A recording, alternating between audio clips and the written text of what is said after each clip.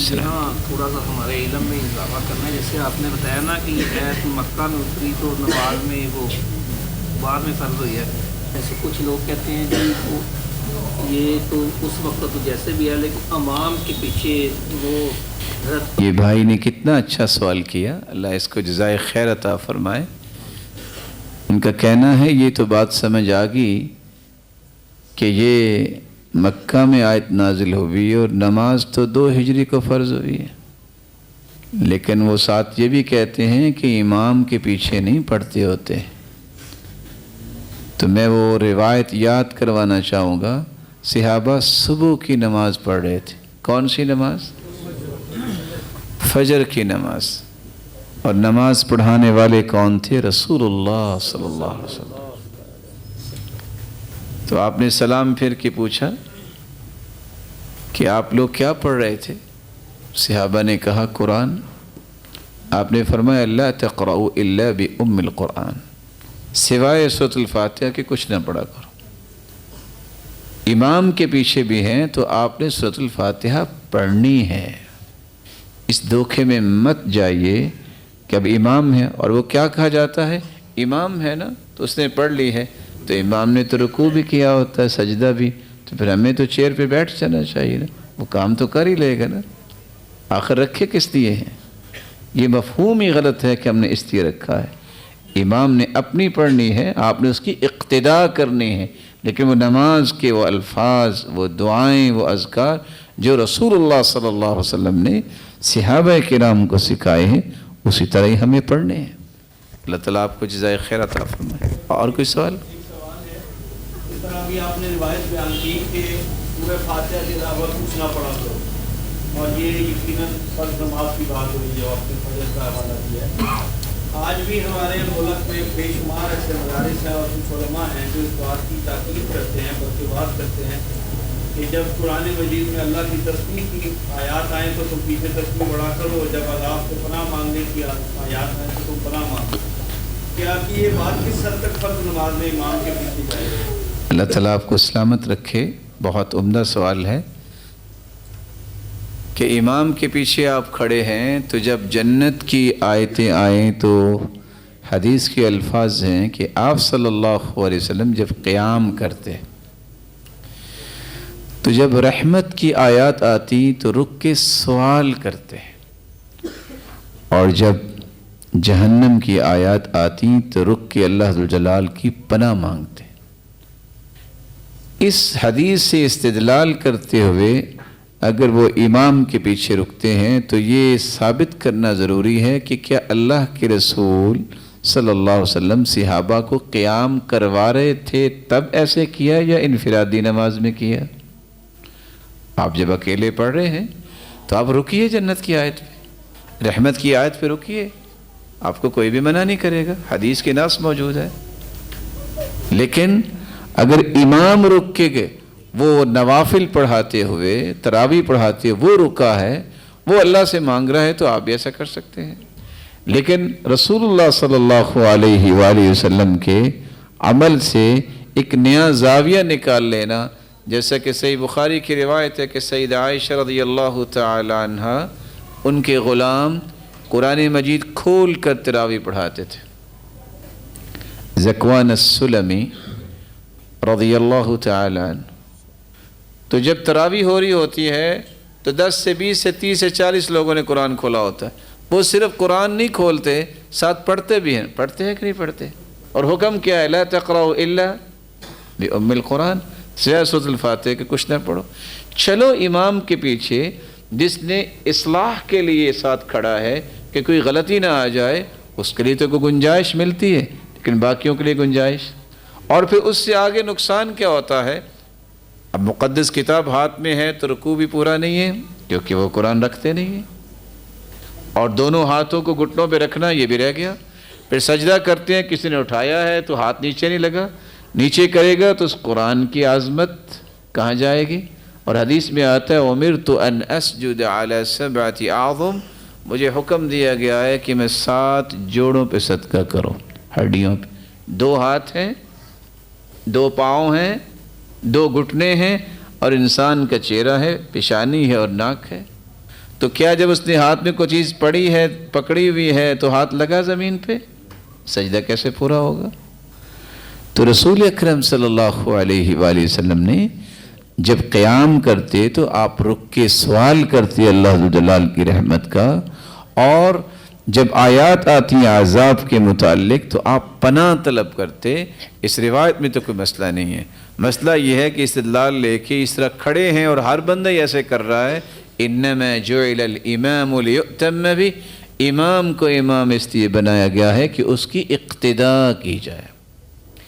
اور کسی میرے محترم کا سوال ہو؟ اکثر جماعت کے ساتھ نماز ہو رہی ہے تو بائک سے آنے والے ساتھی سلام کرنا، تو وہ سلام کرنا کس حد تک جائز ہے اور اس کا جواب دینا کس ٹائم؟ ماشاءاللہ، اللہ آپ کو سلامت رکھے، بہت عمدہ سوال ہے یہ بھی۔ پہلی تو بات یہ ہے کہ جب آپ مسجد میں آئیں اور آپ کے بھائی نماز پڑھ رہے ہیں تو آپ کو کیا کرنا چاہیے؟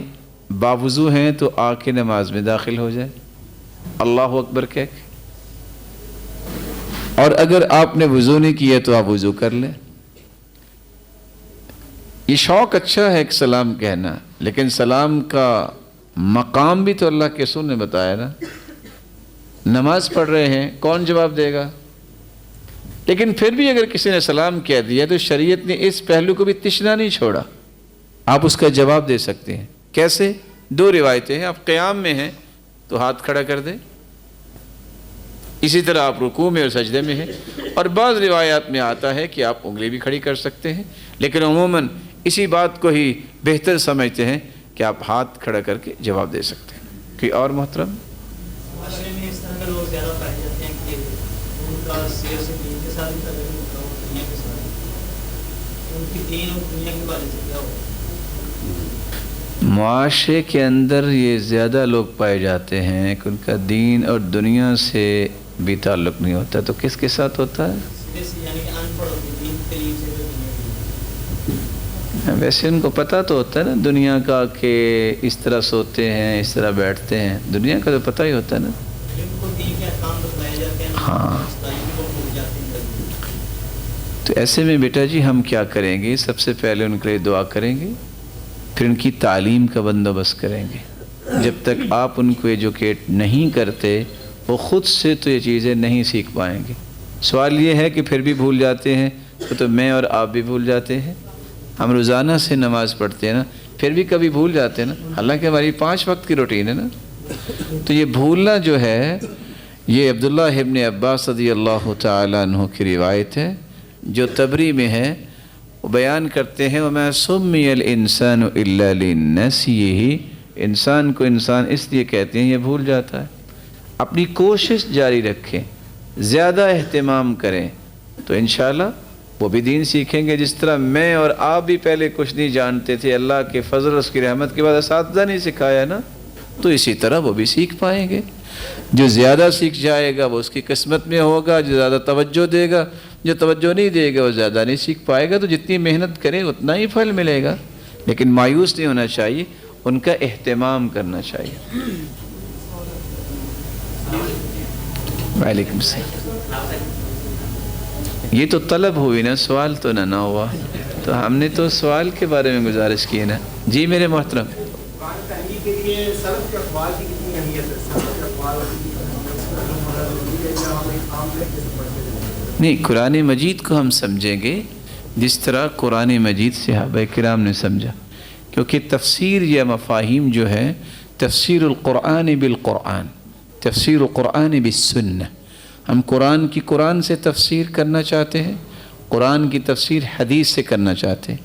اگر یہ دونوں چیزیں نہیں ملتی تو پھر صحابہ کرام میں سے خلفائے راشدین، علیکم بسنتی و سنت الخلفاء الراشدین، صحابی کا قول بھی اس میں معتبر ہوگا، جیسا کہ قرآن کی آیت ہے یوم تبیض وجوہ و تسود وجوہ، اس دن چہرے چمک رہے ہوں گے یا سیاہ ہوں گے۔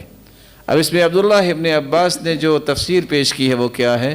یوم تبیض وجوہ ای وجوہ اہل السنت والجماع، جو لوگ سنت کے مطابق زندگی گزارتے ہیں اور اتحاد و اتفاق اور جماعت کے ساتھ جو ہے مل جل کے زندگی گزارتے ہیں، قرآن و سنت کی روشنی میں، क़यामत को इनके चेहरे चमक रहे होंगे। वतस्वद्दु वजूह ऐ वजूह अहलिल बिदअह, उस दिन चेहरे स्याह हो जाएंगे क़यामत के दिन। किन के चेहरे स्याह होंगे? जो बिदआत के मुर्तकिब होते हैं। तो हम कुरान की तफसीर कुरान से, फिर सुन्नत से, फिर अक़वाल सहाबा से, और किसी मफ़हूम के तयन के लिए अगर हमें लुग़त फ़ायदा दे रही है तो फिर हम उस लुग़त से भी फ़ायदा लेंगे। रहा मेरी और आपकी राय कि ये इसकी तफसीर बनती है, इसका कोई भी वेटेज और वज़न नहीं। क्यों कि हम शरीयत तो पेश नहीं कर सकते, हम तो नकल कर सकते हैं ये अल्लाह के रसूल ने बयान की। और यही फितना दुनिया में आया कि मन मर्ज़ी का मफ़हूम निकाला गया कि ये बड़ा फ़लसफ़ी है, ये बहुत काबिल है, क्या कमाल की तफसीर करता है। इसकी तफसीर प्रिंट भी हो चुकी है 6-6, 8-8 जिल्दों में, और तफसीर वो करता है अल्लाह की पनाह कि जो किसी भी ज़िंदगी में किसी मुसलमान और यहूदी ने भी नहीं की। वत्तक़ू यौमन तुरजऊन फ़ीही इलल्लाह सुम्मा तुवफ़्फ़ा कुल्लु नफ़्सिन मा कसबत व हुम ला युज़लमून। तफसीर बिल्कुल वाज़ेह है। डर जाओ अल्लाह से जिस दिन तुम्हें अल्लाह की तरफ लौट के जाना है, तुम्हें जो अमल किया उसका नतीजा मिलेगा। अगर इसकी तफसीर को ये कर देता है, इसका माना ये कि डर जाओ अल्लाह ताला से जिस दिन तुम अल्लाह की तरफ लौटाए जाओगे। तुम सारे के सारे अल्लाह से निकले हो और ये सारी रूहें नाउज़ु बिल्लाहि मिन ज़ालिक अल्लाह में वापस चली जाएंगी। ये तफसीर किसी यहूदी ने भी नहीं की। ये जायज़ नहीं है। आप पाबंद हैं कि कुरान को समझे जैसे सहाबा ने समझा है। वो सबसे पहले थे कुरान समझने वाले, मन मर्जी की तफसीर नहीं है। यही तो सबसे बड़ी परेशानी है कि हर शख्स जो है अपनी मनमानी की तफसीर करता है, और इख्तिलाफ भी इसलिए है। अगर आप कुरान पे रहे उसमें गलती की गुंजाइश ही नहीं है, हदीस पे रहे गलती की गुंजाइश नहीं रही। कहाँ गुंजाइश पैदा होगी जब इन दो चीज़ों को छोड़ के किसी तीसरे का भी दखल आप शामिल करें। और किसी भाई अहले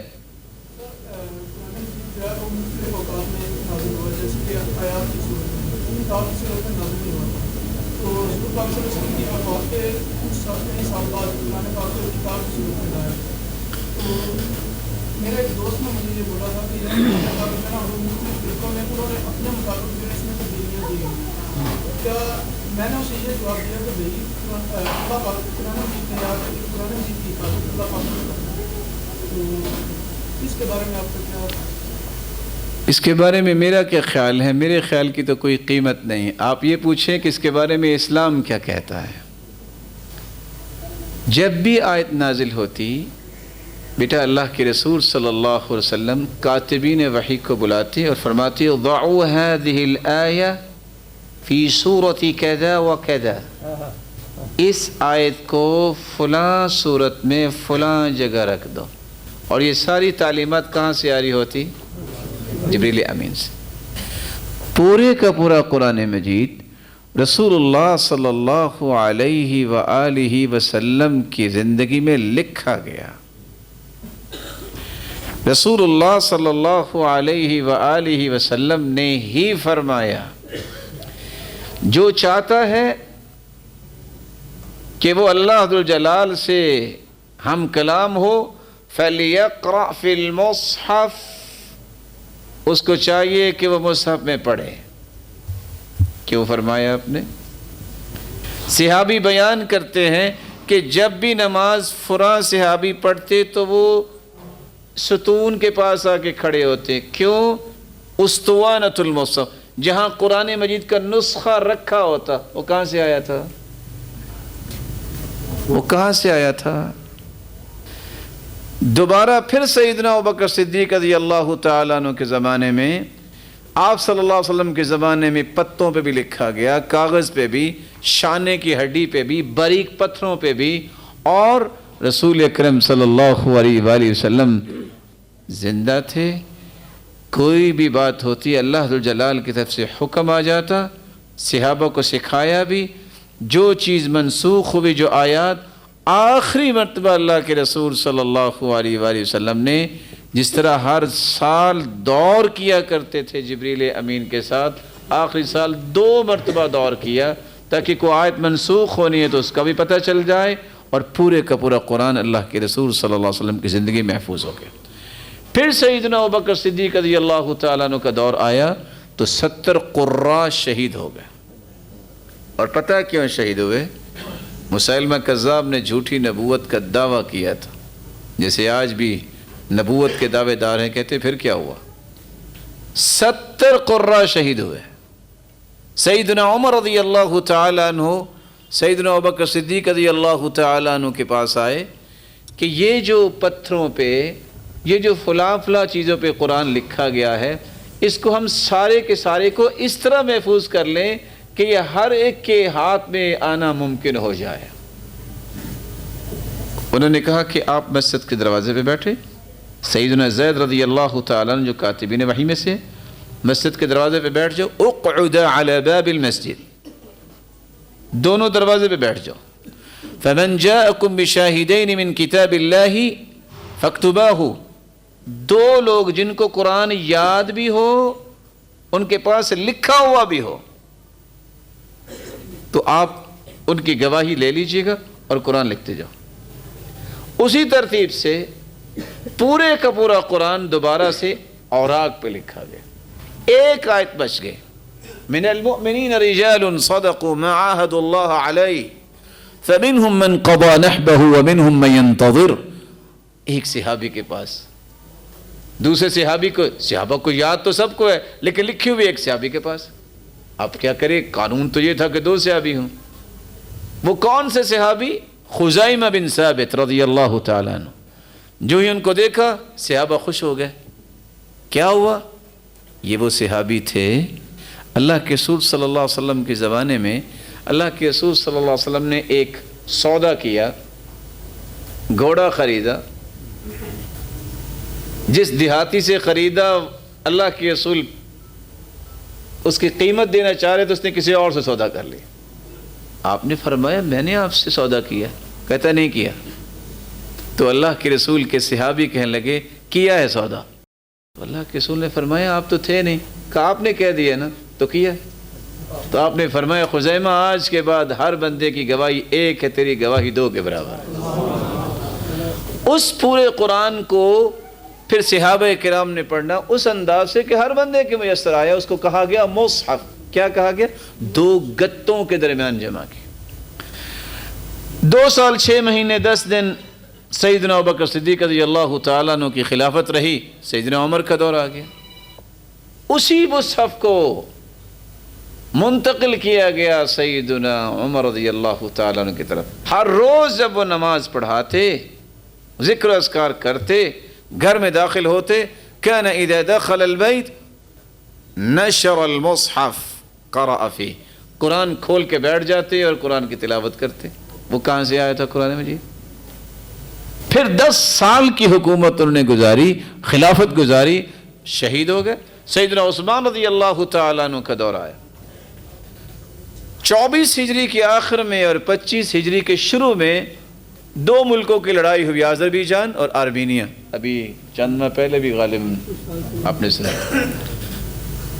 جس طرح آج ہم قرآن پڑھتے پڑھتے ترجمہ لکھ لیتے ہیں کہ انا کا مطلب ہے بے شک، الذی وہ جو، اسلام کا دائرہ وسیع ہوا۔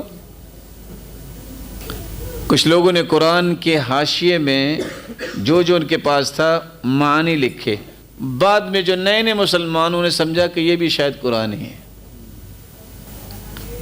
ایک شخص آئے جن کا نام تھا حذیفہ رضی اللہ تعالیٰ عنہ، چیف کمانڈر تھے فوج کے، انہوں نے آ کے کہا کہ میں نے کچھ بات سنی ہے مسلمانوں کے خلیفہ، لوگ کہہ رہے ہیں میری قرات اچھی ہے، وہ کہہ رہے ہیں میری قرات اچھی ہے، تو آپ جلدی سے اس کا کوئی حل نکالیے۔ سیدنا عثمان رضی اللہ تعالیٰ نے 3 حل نکالے۔ کتنے حل؟ پہلا حل یہ نکالا، صحیح بخاری کی روایت ہے کہ سیدہ حفصہ رضی اللہ تعالی عنہ سیدنا عمر کی شہادت کے بعد یہی نسخہ سیدہ حفصہ رضی اللہ تعالی عنہ کے پاس چلا گیا جو اللہ کے رسول کی زوجہ مطہرہ ہیں۔ انہیں حکم دیا ان ارسلی الینا بالصحف لننسخها ثم نردها الیک، وہ مصحف بھجوا دیجئے تاکہ اس کی ہم نقلیں تیار کر کے جو سلطنت کے بڑے بڑے شہر ہیں وہاں بھجوا دیں۔ انہوں نے بھجوا دیا۔ دوسرا کام یہ کیا، ممبر پہ کھڑے ہو گئے، کام صحابہ کرام سے کہ میں اللہ کی قسم دیتا ہوں، کس کس نے یہ حدیث سنی اللہ کے رسول سے، انزل القرآن علی 7 احرف، اللہ ذوالجلال نے قرآن کو 7 حروف میں نازل کیا. اتنے صحابہ کھڑے ہو گئے حتی لم یحصوا، شمار نہیں کیے گئے. اور بعض آثار میں آتا ہے کہ 12,000 صحابہ تھے. کہا پھر سیدنا عثمان رضی اللہ تعالیٰ نے میں نے بھی حدیث سنی. تیسرا کام کیا کہ اب اس مصحف کی نقول تیار کروانی تھی تو 4 لوگوں کی کمیٹی بنائی. سیدنا زید بن ثابت ایز اے چیئرمین، عبداللہ بن زبیر، سعید بن العاص، عبد الرحمن بن حارث بن ہشام، 4 لوگوں کی کمیٹی بنائی کہ تم بیٹھو. پھر صحابہ سے مشورہ کیا من عرب الناس، اعراب میں مہارت کس کی ہے؟ کہا سعید بن عاص کی ہے. پھر پوچھا کہ من اکتب الناس، لکھائی میں کون ماہر ہے؟ کہا زید بن ثابت. کہا لکھوائیں گے وہ، لکھیں گے یہ. ان 4 لوگوں نے 6 نقلیں تیار کی. سیدنا زید بن ثابت جو اللہ کے رسول کے زمانے بھی انہوں نے لکھا قرآن. سیدنا عمر رضی اللہ تعالی عنہ کے ساتھ مل کے بھی سیدنا ابوبکر صدیق رضی اللہ تعالی عنہ کے زمانے میں بھی لکھا انہوں نے قرآن. یہاں بھی وہی چیئرمین ہیں، 10 سال اللہ کے رسول کے ساتھ رہے ہیں. اس قدر ٹیلنٹڈ یہ انسان تھے رضی اللہ عنہ. گنتی کہ ان کی عمر کتنی تھی؟ 16 یا 17 سال. اللہ کے رسول کے پاس یہودی آتے، وہ عبرانی بولتے، اللہ کے رسول عربی بولتے. کہا زید ان کی زبان سیکھو. 15 دنوں میں سیدنا زید بن ثابت نے عبرانی زبان کے ریگولیشن یاد کر لیے تھے، پھر وہی ٹرانسلیشن کرتے تھے. تو 6 نقول تیار کی. سیدنا زید بن ثابت کو سیدنا عثمان نے حکم دیا یہ مدنی مصحف آپ لیجئے اور مدینے والوں کو آپ نے پڑھانا.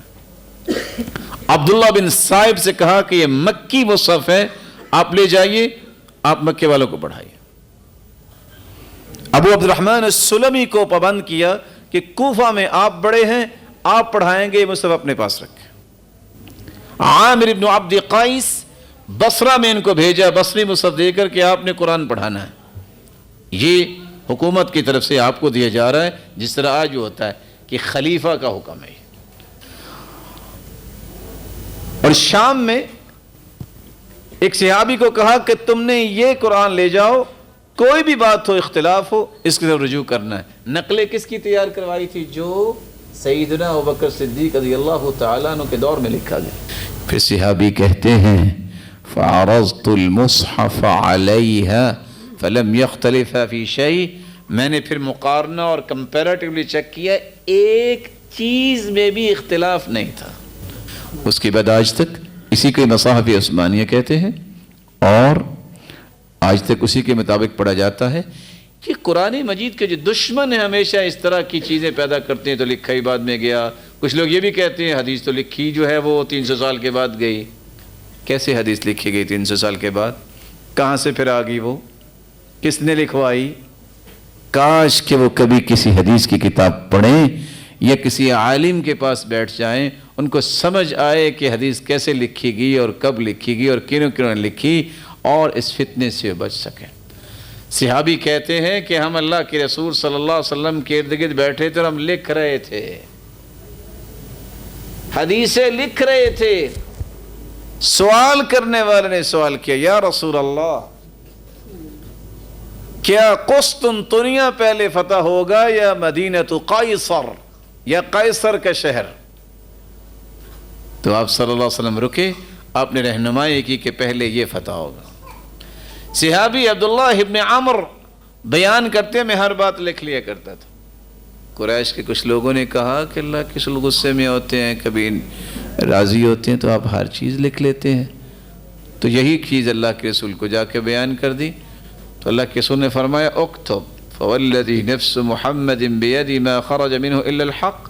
لکھو جو میں کہہ رہا ہوں، کیونکہ اللہ کی قسم جس کے ہاتھ میں میری جان ہے، اس زبان سے صرف حق نکلتا. سیدنا ابو ہریرہ رضی اللہ تعالی عنہ حدیث پڑھاتے، یہ صحابہ کے دور کی بات ہے. ان کے شاگرد ساری روایتیں لکھ کے ان کو دکھاتے، سناتے. جب وہ کہہ دیتے ٹھیک ہے پھر جاتے. رسول اکرم صلی اللہ علیہ وسلم کی زندگی میں صحابہ کرام نے دیکھا کہ جتنے معاہدات اللہ کے رسول نے کیے ہیں، آپ نے 535 فیصلے کیے ہیں اللہ کے رسول صلی اللہ علیہ وسلم نے، دیوانی فیصلے بھی ہیں، کرمنل لاء کے بھی، انٹرنیشنل لاء کے بھی، اور 535 وہ ڈیسیژنز اللہ کے رسول کے صحابہ نے لکھے اور آج بھی محفوظ ہیں۔ اور تعجب یہ ہے کہ سوالات یہ پاکستان میں زیادہ پیدا ہوتے ہیں، اور یہ فیصلے آج جو کتاب موجود ہے وہ لکھنے والے بھی سندھ کے شخص ہیں، آج بھی موجود ہیں۔ اقضیۃ النبی صلی اللہ علیہ وسلم فیصلے آج موجود ہیں، مدینہ میں ابھی فوت ہو گئے، انہوں نے کتاب باقاعدہ لکھی۔ پھر آپ نے جتنے معاہدات کیے ہیں وہ سارے کے سارے صحابہ کرام کے پاس موجود تھے، آج بھی موجود ہیں۔ آپ صلی اللہ علیہ وسلم نے خط لکھے ہیں جتنے بادشاہوں کو، وہ سارے کے سارے موجود ہیں۔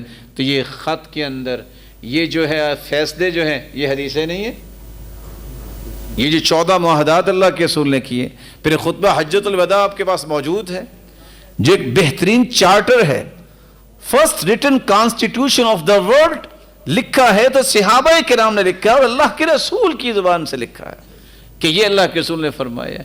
یمن سے ایک شخص آیا اور آ کے کہتا ہے اللہ کے رسول کتنی پیاری باتیں مجھے لکھوا دے، آپ نے حکم دیا اکتبوا لابی شاہ، لکھ کے دو ابو شاہ کے لیے، اور صحابہ نے اسے لکھ کے دیا۔ یہ حدیثیں نہیں تھی، بلکہ جب اللہ کے رسول صلی اللہ علیہ وسلم کافروں اور مسلمانوں کی جنگ ہوئی، مسلمانوں کو اللہ نے فتح دی، تو ایک شخص نے، ایک صحابی نے کیا کہا، اللہ کے رسول فلاں علاقہ جو ہے وہ لکھ دیں کہ اس کا ذمہ دار میں ہوں گا، آپ نے لکھ کے دیا۔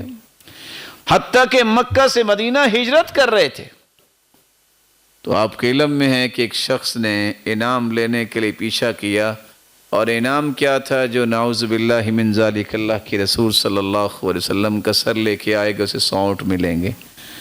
تو سراقہ بن مالک گئے تھے نا پیچھے، جب قریب گئے تو پاؤں اس کے دھنس گئے تھے نا، تو اس نے کیا کہا تھا؟ معاف کر دیں۔ اللہ کے رسول نے معاف کر دیا، کہا نہیں لکھ کے دیں امان نامہ، آپ نے لکھوا کے دیا۔ تو اللہ کے رسول کی ہر بات جو زبان سے نکلی اس کو حدیث کہتے ہیں، جو آپ نے لکھوایا وہ حدیث ہے، آپ کا عمل وہ حدیث ہے۔ تو یہ جو امان نامہ لکھوایا یہ حدیث نہیں ہے۔ تو یہ دھوکہ دینا چاہتے ہیں وہ لوگ، اصل میں وہ چاہتے کیا ہیں؟ قرآن و حدیث میں شک پیدا ہوگا، اسی پہ اسلام کھڑا ہے، اس میں شک پیدا کر دو، اسلام کی حیثیت نہیں ہوگی۔ قرآن کے بارے میں اللہ نے کہا اِنَّا نَحْنُ نَزَّلْنَا الذِّكْرَ وَإِنَّا لَهُ لَحَافِظُونَ، ہم نے ہی قرآن کو نازل کیا اور ہم اس کے محافظ ہیں۔ قرآن مجید ایک سورت کیا، ایک جملہ کیا، ایک کلمہ کیا، ایک لفظ کیا، ایک شوشہ بھی کوئی نہیں مٹا سکتا، ایک نقطہ بھی کم نہیں کر سکتا یا زیادہ نہیں کر سکتا، کیونکہ اس کے محافظ اللہ ذوالجلال۔ اور کسی بھائی، جی میرے محترم، وعلیکم السلام، جی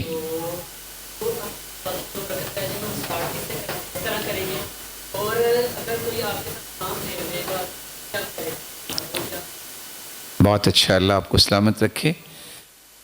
میں قصر کیوں کروں گا؟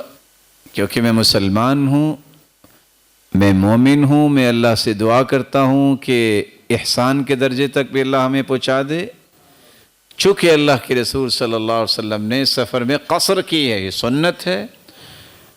ان اللہ یحب، اللہ ذوالجلال اس بات کو پسند کرتے ہیں کہ اس کی دی ہوئی رخصتوں کو قبول کیا جائے۔ کما یکرہ ان یؤتی معاصی، جس طرح گناہوں کو اللہ ناپسند کرتے ہیں۔ تو میں سفر میں قصر کرتا ہوں۔ کب قصر کرتا ہوں؟ جعل رسول اللہ صلی اللہ علیہ وسلم 3 فراسخ، 9 میل کا سفر جب اللہ کے رسول کرتے تو قصر کرتے۔ یہ حجازی 9 میل ہے، 3 فرسخ، 1 فرسخ 3 میل کا ہے، 3 کو 3 میں ملٹیپلائی کریں تو 9 میل۔ اس حجازی میل کو اگر آپ برطانوی کلومیٹر میں لے کے آئیں تو یہ 22.5 کلومیٹر بنتا ہے۔ تو جب بھی میں 22.5 کلومیٹر سفر کروں گا، صحیح مسلم کی چونکہ روایت ہے، میں وہاں قصر کروں گا۔ جب میں نے قصر کرنی ہے تو میں اگر بتا دوں تو تب بھی ٹھیک ہے، اگر میں سلام پھیرنے کے بعد بتاؤں تو تب بھی ٹھیک ہے۔ اللہ کے رسول نے نماز پڑھائی، قصر کی، سلام پھر کے فرمایا اتموا صلاتکم فإنا قوم سفر، تم لوگ نماز مکمل کر لو، ہم تو مسافر تھے۔ تو صحابہ جو ساتھ ہے انہوں نے بھی قصر کی۔ تو یہ سنت ہے قصر کرنا۔ جب میں قصر کروں گا انما جعل الامام لیؤتم بہ، حدیث یہ کہتی ہے کہ امام بنایا اس لیے گیا ہے کہ اس کی اتباع کی جائے، اقتداء کی جائے، تو 2 رکعتیں آپ میرے ساتھ پڑھیں گے۔ اب چونکہ آپ مقامی ہیں تو آپ کو بقیہ 2 رکعتیں بھی پڑھنی ہے، تو بقیہ 2 رکعتیں آپ کی تیسری اور چوتھی ہے، جیسے تیسری اور چوتھی آپ ظہر کی نماز میں پڑھتے ہیں، عصر کی نماز میں پڑھتے ہیں، اسی طرح ہی پڑھیں گے۔ اب سوال یہ ہے کہ اس میں سورۃ الفاتحہ پڑھنے کے بعد آپ کوئی سورت پڑھنا چاہتے ہیں نہیں پڑھنا چاہتے؟ اگر آپ پڑھنا چاہتے ہیں تو کوئی حرج نہیں ہے، کیونکہ روایت موجود ہے کہ ہم اللہ کے رسول کے قیام کو چیک کرتے، آپ پہلی 2 رکعتوں میں اتنا پڑھتے جتنا سورۃ السجدہ ہے، اور بقیہ 2 رکعتوں میں اتنا پڑھتے جتنی سورۃ السجدہ کا آدھا ہے۔ اگر آپ پڑھنا چاہتے ہیں کوئی سورت تو پڑھ لیں، نہیں پڑھنا چاہتے تو صرف سورۃ الفاتحہ پڑھ کے آپ رکوع میں چلے جائیں، کوئی اس میں حرج کوئی نہیں ہے۔ تو جو سلام پھیر دے گا وہ چونکہ مقامی ہے وہ سلام پھیر نہیں سکتا۔ اگر وہ بھول گیا ہے تو چونکہ بہت بڑی تبدیلی نہیں ہے تو وہ سجدہ سہو نہیں کرے گا۔ اگر وہ کھڑا ہو سلام پھیر کے باہر چلا جاتا یا اٹھ جاتا جو اس کو پتہ ہی نہیں چلا تو پھر اسے 2 سجدے بھی نکالنے ہوں گے۔ کب؟ وہ آئے 2 رکعتیں پڑھے اور 2 رکعتیں پڑھنے کے بعد وہ سجدے کر لے، جیسا کہ اللہ کے رسول صلی اللہ علیہ وسلم نے ظہر کی نماز پڑھائی اور آپ نے 2 رکعتیں پڑھ کے سلام پھیرا، اٹھ کے باہر آ گئے، تنا تھا اس کے ساتھ آ کے کھڑے ہوئے، تو ایک لمبے ہاتھوں والے صحابی رضی اللہ عنہ تشریف لائے، ان کو ذوالجدین کہتے تھے، نام ان کا خرباق تھا، آ کے کہا اللہ کے رسول اقصرت الصلاۃ ام نسیت، نماز مختصر ہوگی ہے کہ آپ بھول گئے؟ کہا نہ مختصر ہوئی، نہ میں بھولا۔ سیدنا ابوبکر صدیق رضی اللہ تعالیٰ عنہ سے پوچھا، کہاں اللہ کے رسول آپ نے 2 رکعتیں پڑھی؟ آپ واپس گئے، 2 رکعتیں پڑھائی اور 2 سجدے کیے، اسی کو سجدہ سہو کہتے ہیں۔ اگر ویسے اس نے سلام پھیر دیا ہے، کوئی کہتا ہے نہیں میری بھی 2 ہی ہونی چاہیے، تو یہ تو ٹھیک نہیں ہے، مقامی کی تو 2 نہیں ہوں گی۔ یہ تو اسٹوڈنٹ کے لیے آدھا کرایا ہوتا ہے نا، جو مسافر ہے وہی نا، اب تو گھر میں ہے نا۔ اور اگر جو ہے وہ بھول کے ایسا ہو گیا ہے تو فوراً اٹھ کے کھڑا ہو جائے، اور وہ تھوڑا سا اس نے فاصلہ کر لیا ہے، کوئی بیٹھا ہوا ہے اس کو پتہ ہی نہیں چلا یا اٹھ کھڑا ہوا ہے، تو اس کو سجدے نکالنے چاہیے۔ جی آپ کا سوال تھا میرے بھائی؟ اپنے گھر سے کتنے فاصلے سے ہے یا اپنے شہر سے ہے؟ بعض علماء تو کہتے ہیں جس کو آپ سفر کہیں گے وہاں قصر ہوگی، وہ کوئی بھی لیمیٹیشنز نہیں بیان کرتے، لیکن صحیح بات یہ ہے کہ آپ اپنے گھر سے جب نکلتے ہیں سفر کے لیے تو کم از کم آپ کو چنگی تو کراس کرنی چاہیے نا، وگرنہ تو آپ دیکھیں کچھ شہر تو اتنے ہیں کہ وہ اتنے بڑے شہر ہیں وہ خود ہی 22.5 کلومیٹر سے لمبے ہو گئے ہیں، تو وہاں پھر اس بات کا خیال کرنا ضروری ہے کہ آپ سفر میں نکلے ہیں۔ ہاں اگر آپ واپس آئے ہیں تو روایت کے الفاظ ہیں، سامنے کوفہ نظر آ رہا ہوتا تھا، سیدنا علی رضی اللہ تعالیٰ عنہ دیکھتے کہ نماز کا ٹائم ہو گیا تو وہ قصر ہی کرتے تھے جبکہ کوفہ نظر آ رہا ہوتا تھا۔ جی اور کوئی سوال؟ جی 60 یا 7 قصر کرے گا کیا اسے مشن؟ تو روزانہ سفر کرتا ہے تو یہ چھٹی ایک دن تو نہیں نہ ہوتی، وہ تو قیامت تک کے لیے اللہ تعالیٰ کا رسول کا نظام چلے گا نا جب تک دین باقی ہے۔ اپنے آفس بھی کو قصر پڑے گا، اپنا آفس اس کا اپنا ذاتی ہے؟ نہیں اچھا سوال کریں، غور کیجئے، اگر تو اس کا اپنا آفس ہے جس نے خریدا ہوا ہے، نہیں ایک منٹ میں، سرکاری جاب کرتا ہے اس کا مطلب اس کا آفس نہیں ہے، آج ایک نوٹیفکیشن کے بعد دوبارہ نہیں آئے گا، ایسا ہی ہے تو پھر تو قصر کرے گا۔ اگر ذاتی آفس ہے تو اس کا گھر ہوا نا، پھر قصر کیوں؟ ایک شخص کے 5 گھر بھی تو ہو سکتے ہیں، اسلام آباد میں بھی ہے، فیصل آباد میں بھی، لاہور میں بھی ہے، جب وہ اپنے گھر میں آیا تو قصر کیسی؟ وہ تو اپنے گھر میں آیا ہے۔ جی یہاں سے ایک سوال تھا میرے، اللہ آپ کو سلامت رکھے۔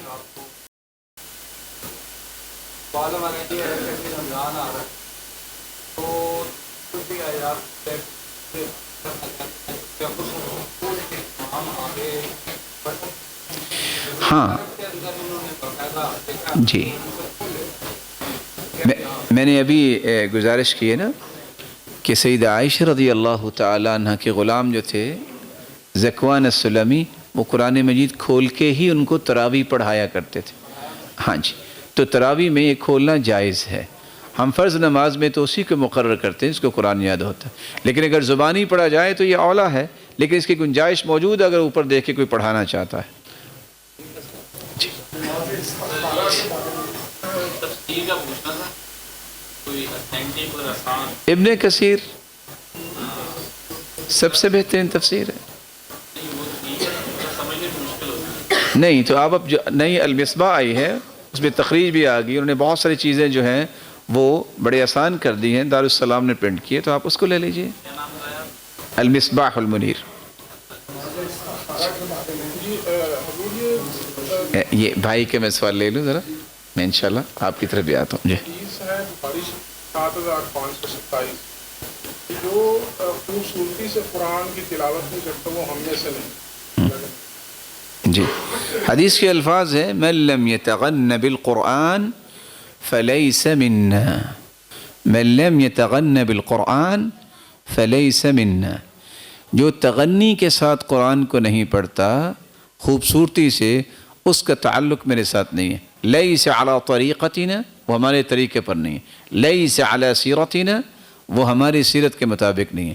اس لیے ایک دوسری روایت ہے جس کو سمجھنے میں مدد دے گی آپ کو، اللہ کے رسول کا فرمان ہے زین القرآن باصواتکم فإن الصوت الحسن یزید القرآن حسنا، قرآن کو خوبصورت بنا کے پڑھو کیونکہ اچھی آواز اس کی خوبصورتی میں اور اضافہ کرتی۔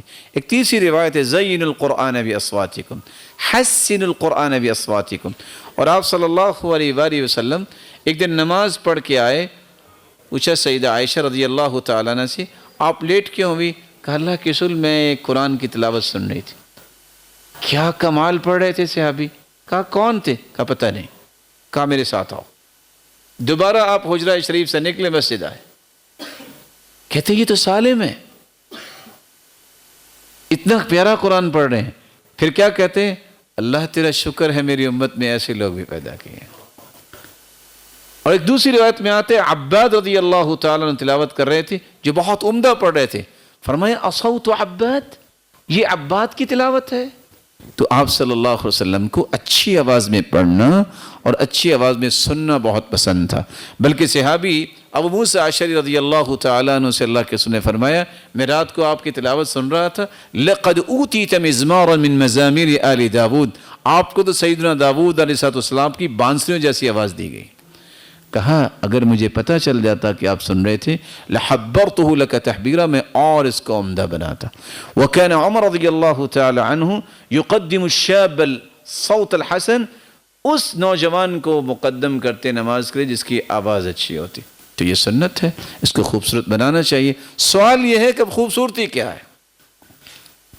خوبصورتی یہ ہے قراءۃ القرآن بتمہل، سکون سے پڑھیں، واطمئنان، اطمینان سے پڑھیں، مع تدبر المعانی، معنی پہ غور کرتے ہوئے پڑھیں، ومراعات کیفیت تلاوت کتاب اللہ المنزلۃ منہ، اور اس ادائیگی کا خیال کر کے پڑھیں جس ادائیگی کے ساتھ اللہ ذوالجلال نے اپنے پیغمبر کو سکھایا ہے۔ آپ حروف کے جو مخارج ہیں، اس کی صفات ہیں، اس کی بناوٹ ہے، کہاں وقف کرنا ہے، کیسے کرنا ہے، اور تکلف نہ ہو اس میں، اور پھر معنی پہ غور کر کے پڑھیں، آپ کے پڑھنے کی لذت کچھ اور ہوگی اور سننے کی لذت بھی کچھ اور ہوگی۔ بارک اللہ فیکم۔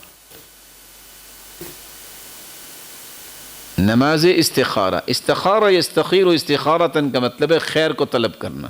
2 رکعتیں نماز پڑھیے جیسے ہم 2 رکعتیں پڑھتے ہیں، اس کے بعد آپ یہ دعا پڑھیے جو اللہ کے رسول صلی اللہ علیہ وسلم نے دعائے استخارہ سکھائی ہے، اور اللہ ذوالجلال کے حوالے کیجیے۔ جو اچھی چیز ہوگی اللہ دل کا میلان کر دیں گے اور آسانیاں پیدا کر دیں گے۔ استخارے کا یہ قطعاً مقصد نہیں ہے کہ آپ کے تکیے کے نیچے کوئی پرچی آ جائے گی، یا یہ ہے کہ کوئی آ کے آپ کو خواب میں کہہ دے گا، یہ ساری باتیں بنائی ہوتی ہیں۔ جی ہاں پڑھ سکتے ہیں، کوئی مسئلہ نہیں، پڑھ سکتے ہیں۔ نہیں وہ تو بعد میں پڑھنی ہے نا، 2 رکعتیں تو ویسے پڑھنی ہے ہم نے۔ اگر آپ کو 1-2 مرتبہ نہیں بات بن رہی، استخر سبعا، سعید بن مسیب فرمایا کرتے تھے آپ 7 مرتبہ استخارہ کر لیں۔ لیکن اگر آپ پہلے طے ہی کر چکے ہیں میں نے یہی کرنا ہے، تو پھر استخارہ تو وہی نکلے گا نا۔ استخارے کا مطلب ہے اللہ کے حوالے کرنا کہ اللہ اگر یہ میرے دین اور میری دنیا کے لیے بہتر ہے فقدرہ لی، میرے مقدر میں کر دے، ثم رضنی بھی، پھر مجھے راضی بھی کر دے، اور اگر یہ میرے لیے دین اور دنیا کے لیے بہتر نہیں ہے فاصرفہ عنی، پھر مجھ سے پھیر دے۔ اور ساتھ یہ دعا ہوتی ہے اللہ پھر میرے لیے جہاں صحیح ہے وہاں مقدر کر دے۔ ایک دفعہ رکھ کے بھی اعتبار کیا جاتا ہے، چلو ہاں، دل کیا، اگر کوئی مضبوط دل والا ہے تو ایک مت پہ کر لیتا ہوں۔ اہلاً جی، نہیں ہاں، نہیں کھانا تو خیر گرم کر کے کھانا چاہیے، ٹھنڈے سے آپ بیمار ہو جائیں گے۔ حکم یہ ہے حتی یذہب فورہ ودخانہ، کھانا جو ہے جب کھاؤ تو اس وقت کھاؤ جب اس کا جوش اور دھواں ختم ہو جائے، یہ آپ صلی اللہ علیہ وسلم نے فرمایا۔ اس سے فائدہ کیا ہوگا؟ کیونکہ سیدہ ام سلمہ رضی اللہ تعالیٰ عنہ فرماتی ہے کان اذا قدم الیہ الطعام غطی، جب آپ کو کھانا پیش کیا جاتا تو ڈھانپ دیا جاتا، حتی یذہب فورہ ودخانہ، اس کا دھواں اور جوش ختم ہو جاتا، پھر تھوڑا کھایا جاتا نا، گرما گرم تو ماشاءاللہ پھر وہ 2 کی بجائے 2 سے 4 سے 6 سے 8 روٹیاں بھی کھا جاتے ہیں نا۔ تو یہ سنت ہے اللہ کے رسول صلی اللہ علیہ وسلم۔ ان کی طرف سے آئے ہوئے بھائی، مجھے خوشی ہوتی ہے اور خوشی ہوگی کہ آپ سوالات کیا کریں، بلکہ ہم کسی دن کوشش کرتے ہیں کہ درس جو ہے وہ 5-10 منٹ کا، باقی آپ کے سوالات لے لیں۔ دیکھیں یہی ایک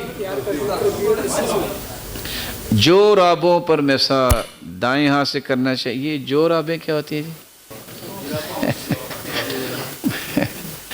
مسح رسول اللہ صلی اللہ علیہ وسلم علی الجوربین، اللہ کے رسول صلی اللہ علیہ وسلم نے جرابوں پہ مسح کیا ہے، والخفین، اپنے موزوں پہ مسح کیا۔ موزے پہ بھی آپ مسح کر سکتے ہیں، جرابوں پہ بھی کر سکتے ہیں، آپ دونوں ہاتھوں کو اکٹھا بھی کر سکتے ہیں، اگر آپ نہیں کر سکتے کوئی ایک ہاتھ سے بھی آپ مسح کر سکتے ہیں، اگرچہ بعض نے کہا کہ دونوں اکٹھے کریں، اور بعض کہتے ہیں نہیں جرابیں اتنی موٹی ہونی چاہیے اور اتنی نہ پھٹی ہو کہ کم از کم 2 انگلیاں چلی جائیں۔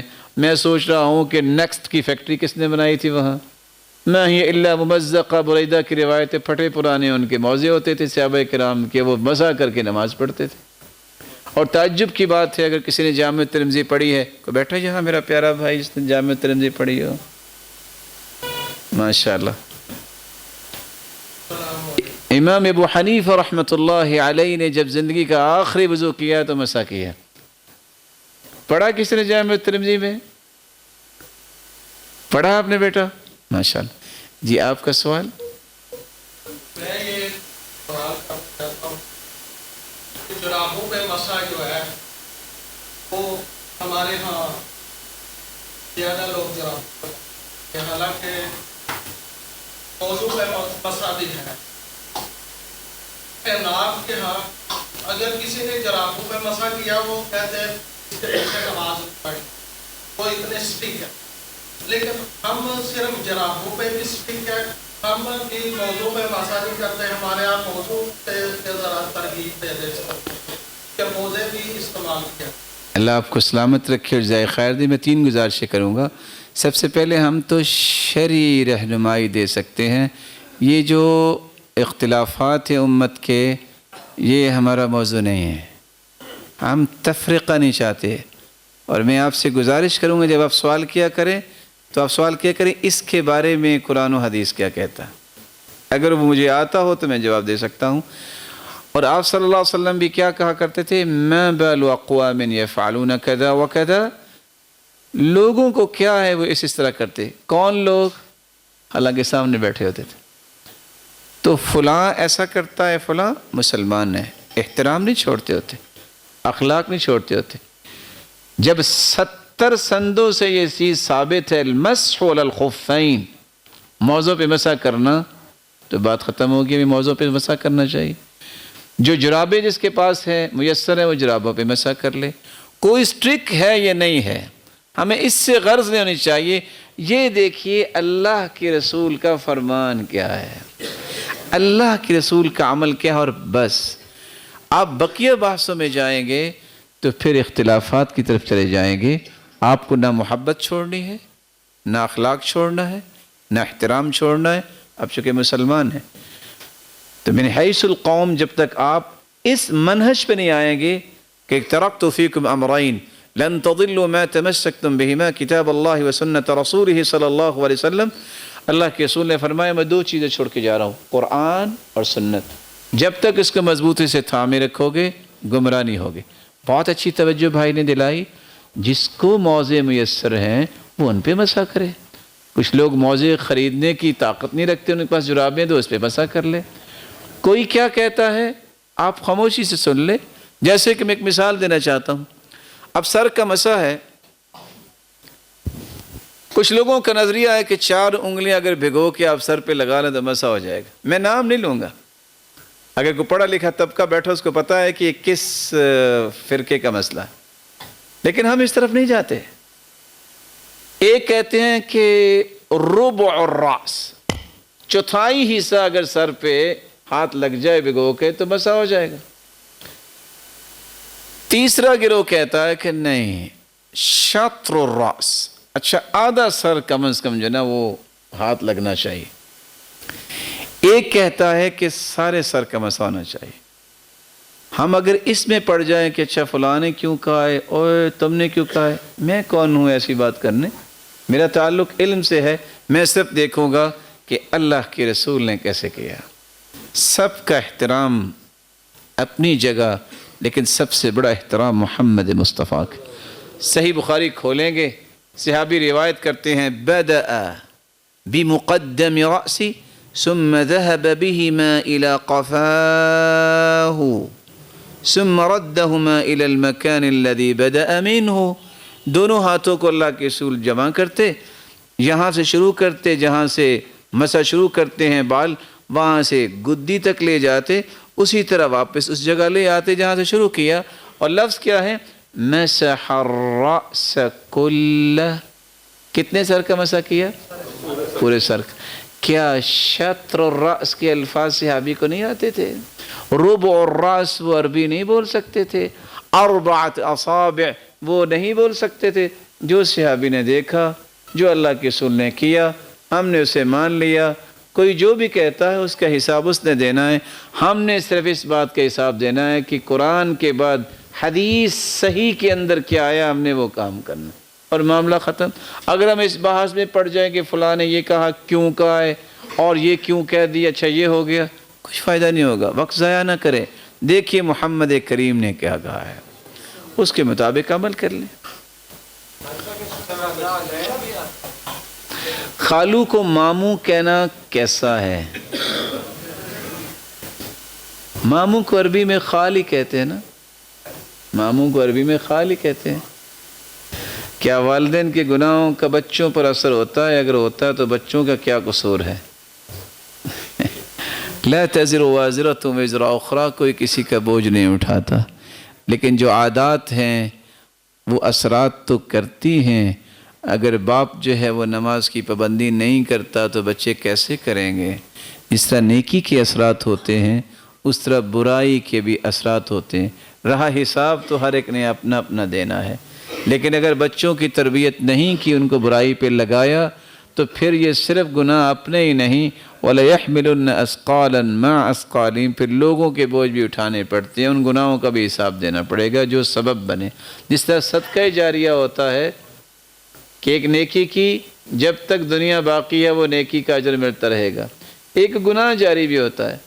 اگر ایک شخص جو ہے اس نے کسی کو رقص سکھایا ہے، جادو سکھایا ہے، اور اگر وہ پامست ہے، اس نے آگے یہ کام چلایا ہے، کوئی گانا گایا ہے، جب تک وہ لوگ سن کے برائی کرتے رہیں گے یہ گناہ اس کے ذمہ جا رہا ہے. جیسا کہ سیدنا آدم علیہ السلام کے بیٹے نے ایک نے دوسرے کو قتل کیا، جتنے بھی قتل ہوں گے کس کے سر پہ ہیں؟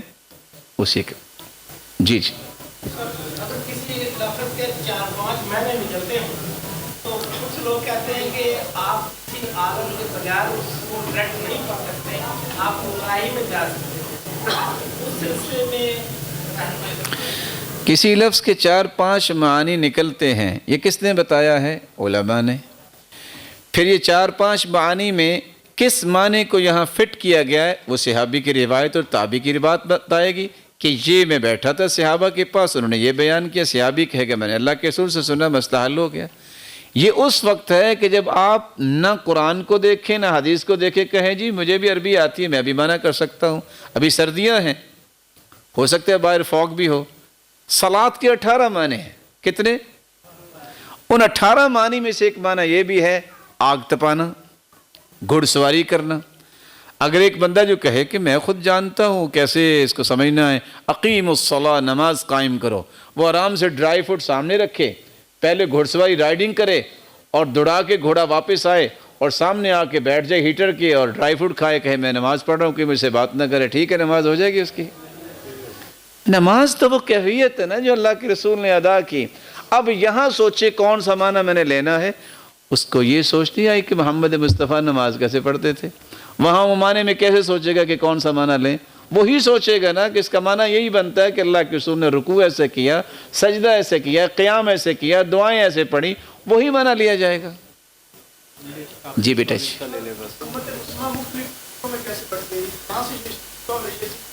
جی، اس کی شروعات کیسے ہوئی؟ اللہ آپ کو سلامت رکھے۔